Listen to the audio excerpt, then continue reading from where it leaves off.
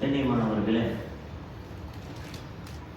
நம்மளுடைய இந்த ஈதுல் ஃபித்ர் தொழுகை இருக்கிறது. இது அதிகப்படியான 6 தக்பீர், அதிகப்படியான 6 தக்பீர்களுடன் நம்ம தொழ போகிறோம்.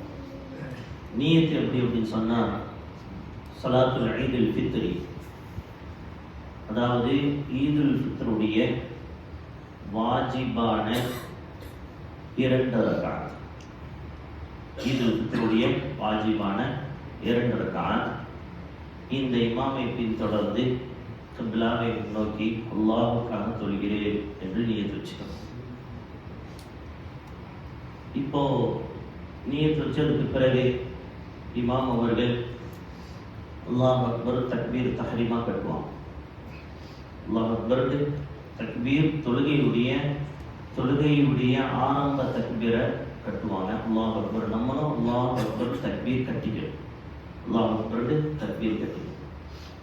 அதுக்கு பிறகு இமாம் அவர்கள் சுப்ஹானக அல்லாஹும்ம வ பிஹம்திக வ தபாரக இஸ்முக வ தஆலா ஜத்துக வ லா இலாஹ கைருக என்று அவங்க ஓதுவாங்க, நம்மளும் ஓதிக்கணும். முதல் தக்பீர் தொழுகையுடைய தக்பீர். சனாவுக்கு பிறகு கிராத்துக்கு முன்னால 3 தக்பீர். அல்லாஹ் அக்பர் சொல்லி இமாம் அவர்கள் சொல்லுவாங்க, நம்ம அல்லாஹ் அக்பர் தக்பீரை சொல்லி கையை கீழே விட்டணும். 2வது தடவை அல்லாஹ் அக்பர் சொல்லி கால்முறை கையை உயர்த்தி கீழே விட்டணும். 3வது தடவை அல்லாஹ் அக்பர் சொல்லி தக்பீரை சொல்லி நம்ம கையை கட்டிக்கணும்.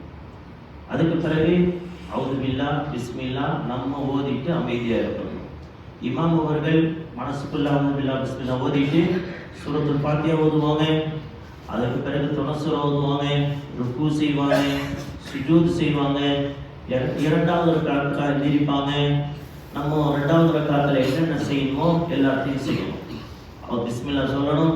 அதுக்கு பிறகு இமாம் அவர்கள் சூரத்துல் ஃபாத்திஹா ஓதுவாங்க.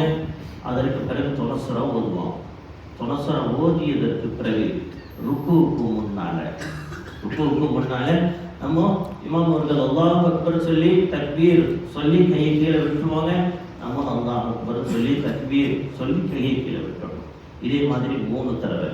4வது தடவை அல்லாஹ் அக்பர் சொல்லி அவங்க ருக்குவுக்கு போவாங்க, நாமும் ருக்குவுக்கு போகணும்.